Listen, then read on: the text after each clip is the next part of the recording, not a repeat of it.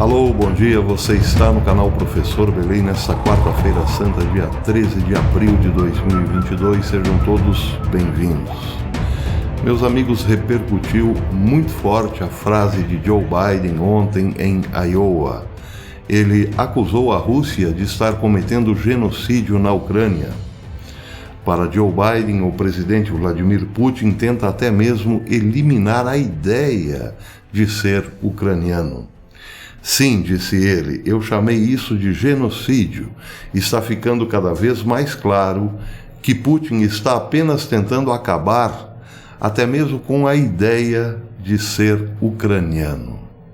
É claro que esta frase acendeu todas as luzes na Europa. O presidente Emmanuel Macron, que está em campanha eleitoral contra Marine Le Pen, subiu o tom. Ele disse que a declaração de Biden não pode ser comentada. No entanto, também ficou um pouco contra a Rússia. Ele chegou a dizer, sim, que crimes de guerra foram cometidos e que é preciso encontrar os culpados e levá-los à justiça. No entanto, observou Macron, olho, disse ele, para os fatos e quero tentar o máximo possível continuar capaz de parar esta guerra e reconstruir a paz. Não tenho certeza de que as escalações verbais sirvam a esta causa, disse ele. Bem, ele está se referindo, claro, ao fato de Biden ter colocado a questão para uma comissão internacional de genocídio. Sim, uma vez que Biden acusa a Rússia, e mais especificamente o Vladimir Putin, de cometer genocídio, ele está sugerindo que uma comissão internacional de juízes internacionais abra um inquérito. Bem, uma vez que haja um inquérito internacional que acuse Vladimir Putin de genocídio, aí o que seria feito? Convidar Vladimir Putin a sentar amigavelmente no banco dos réus? Claro que isso é impensável. O que poderá acontecer nesse caso, uma vez que uma comissão internacional declare Vladimir Putin culpado, é puni-lo militarmente. E aí sim os Estados Unidos entrariam formalmente nesta guerra para derrubar Vladimir Putin, para ou matá-lo ou levá-lo ao banco dos réus para a devida acusação de genocídio. E é por isso que todas as luzes vermelhas se acenderam na Europa. A Europa, é preciso lembrar, depende essencialmente do gás russo e também do seu petróleo. Uma vez que a Rússia feche as torneiras para a Europa, bem, a situação ficará muito mais complicada. Isso todo mundo já sabe. Outro fato importante é que, uma vez que Putin seja declarado um criminoso de guerra, toda a Europa ocidental deverá embarcar numa guerra contra a Rússia. Os Estados Unidos não fariam isso sozinhos. A OTAN estaria envolvida. E aí, claro, países como Alemanha e França seriam os carros-chefes dessa ofensiva, além dos Estados Unidos. França e Alemanha teriam necessariamente que declarar guerra à Rússia. Bem, a questão é, a Europa está preparada para entrar numa grande guerra? A Alemanha está investindo pesadamente em armas, agora, de 15 ou 20 dias para cá.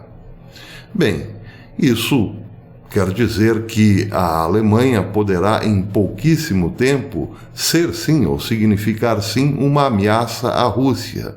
Mas, por outro lado, também será um alvo de Vladimir Putin. E aqui não custa lembrar que Putin, onde vai, até mesmo em velórios, leva a sua maleta nuclear. Bem, a Alemanha poderá ser um perigo para a Rússia? É possível que sim, dada a sua alta capacidade tecnológica. Há vários anos atrás, um célebre político japonês chegou a dizer que o Japão, em caso de ameaça séria vindas da Coreia do Norte, poderia sim desenvolver uma arma nuclear. E aí perguntaram os repórteres em quanto tempo o Japão levaria para ter uma bomba atômica. E este eminente político pensou um pouquinho e disse: em torno de 48 horas. Não sabemos se o Japão poderia fazer uma bomba tão rapidamente, mas sabemos sim que o Japão tem altíssima tecnologia. Em relação à Alemanha, a mesma coisa. Quanto tempo a Alemanha levaria para ter também um arsenal próprio nuclear? Sabemos que ela tem muitas bombas da OTAN, mas reformular toda a sua indústria bélica é outra história. Isso implica num objetivo muito concreto. A Alemanha tem tanta tecnologia quanto o Japão e pode sim, em poucos meses, aparecer aí como uma força bélica tremenda.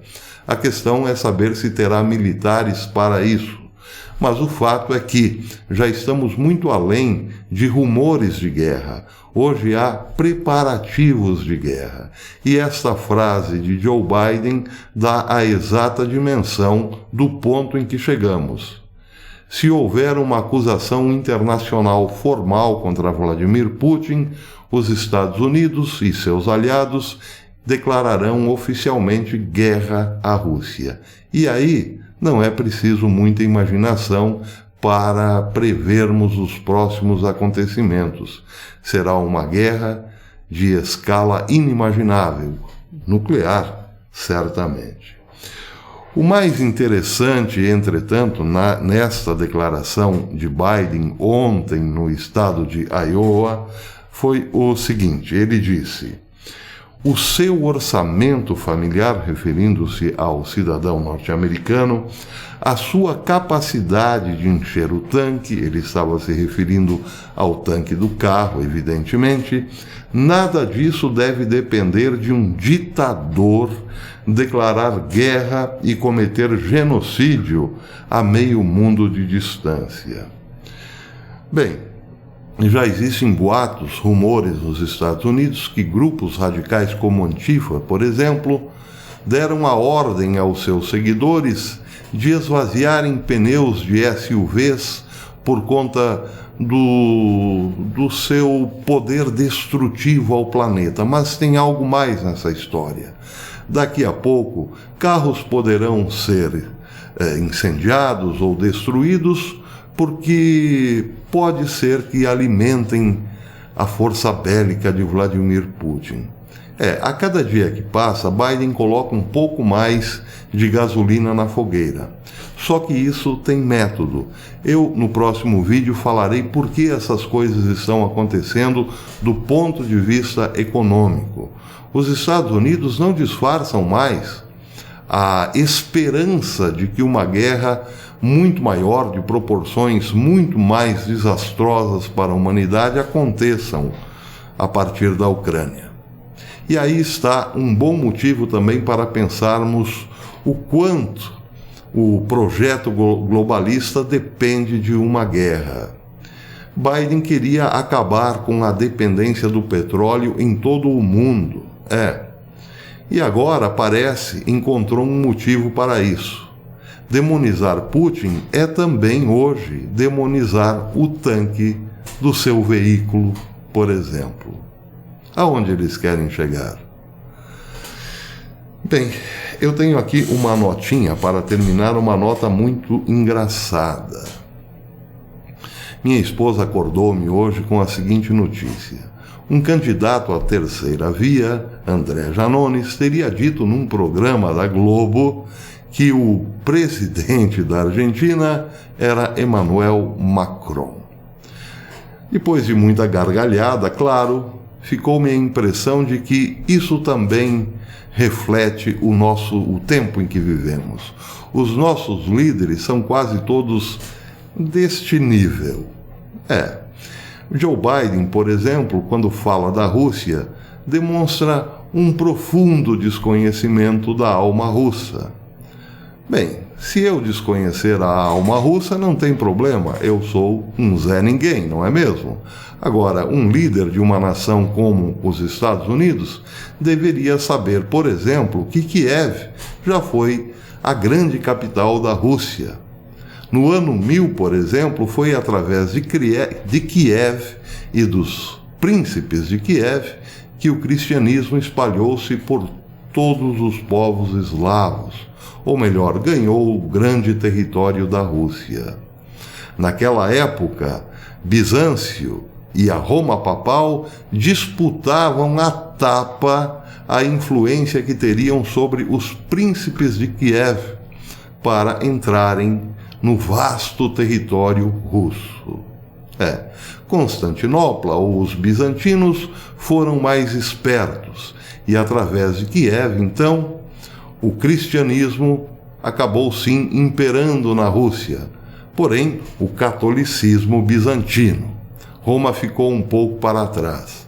Isso quer dizer que durante muito tempo os príncipes ocidentais queriam misturar o seu sangue com os príncipes de Kiev para dominarem a Rússia. A alma russa tem exatamente este conceito a respeito da Ucrânia. Ela sempre pertenceu à Rússia, ou melhor, a Rússia provavelmente sempre pertenceu a Kiev. Então, se existe uma alma russa, ela começa exatamente por Kiev. E aqui é preciso fazer outro parênteses. Muitas pessoas não entenderam por que Vladimir Putin invadiu a Ucrânia. Porque Putin sentiu-se ameaçado pelo Ocidente. Não pelo velho Ocidente bizantino, mas por aqueles que disputavam Kiev para Roma. Parece que a história nesse caso está se repetindo. O equivalente à Roma papal do ano 1000 seria hoje a OTAN, que quer porque quer colocar Kiev debaixo de suas asas. Em 2014, as repúblicas de Donetsk e Luhansk, e também a Crimeia, votaram por separarem-se da Ucrânia. E isso não foi respeitado, segundo Vladimir Putin. O governo ucraniano nunca reconheceu o voto popular que queria a separação. Isso agrediu profundamente Putin porque aquelas repúblicas eram, todas elas, francamente favoráveis à Rússia. Mas ele viu também que a resposta de Kiev não foi apenas ignorar o referêndum popular, e sim tentar esmagar os líderes do referêndum. Daí entra, por exemplo, em cena o batalhão Azov, francamente apoiado por Kiev, de vocação neonazista. Segundo Putin, esse batalhão esmagou os líderes das repúblicas de Donetsk e Luhansk, como perseguiu, matando, evidentemente, muitas das populações pró-russas daquela região. Foi também um dos motivos para a invasão da Ucrânia. E isso hoje ninguém comenta. O fato é que Putin tem sim a alma russa e vê em Kiev uma usurpação desta alma. Não é justificativa para todas as matanças, mas o desconhecimento desses detalhes todos é que levaram a OTAN a meter os pés pelas mãos. O fato é que os janones do establishment norte-americano e da OTAN jamais conheceram as pretensões russas ou o espírito russo. Uma vez que Vladimir Putin ameaçou invadir a Ucrânia, era preciso que a OTAN conversasse muito sério com Putin e desse a ele, já em 2014, o reconhecimento das repúblicas separatistas do Donbass. Isso não aconteceu, ao contrário. A OTAN continuou a pressionar a Rússia até que finalmente o Vladimir Putin decidiu-se por invadir aquilo que ele considera parte da Rússia, ou melhor, daquilo que ele considera ser a própria Rússia. Com esse desconhecimento todo, Biden diz hoje que Putin quer até mesmo apagar a ideia de ser ucraniano. Talvez essa ideia nunca aconteceu de fato na cabeça dos russos. Pelo contrário, O que acontece é que Biden achou que o discurso da democracia ocidental seria suficiente para conter os ímpetos russos. É um profundo desconhecimento da realidade. E são homens que desconhecem a realidade que tentam melhorá-la, torná-la melhor. Pois é, são sempre os mais ineptos aqueles que têm respostas para salvar o mundo. E estamos vendo aí os resultados dessas respostas. Aguardemos pelo pior. Como disse, eu volto num segundo vídeo a esse respeito falando da contraofensiva russa no âmbito econômico. A Rússia tem hoje, sim, muito mais força do que acredita a vã filosofia do Ocidente. E é aí que mora o perigo, meus caros. Até depois.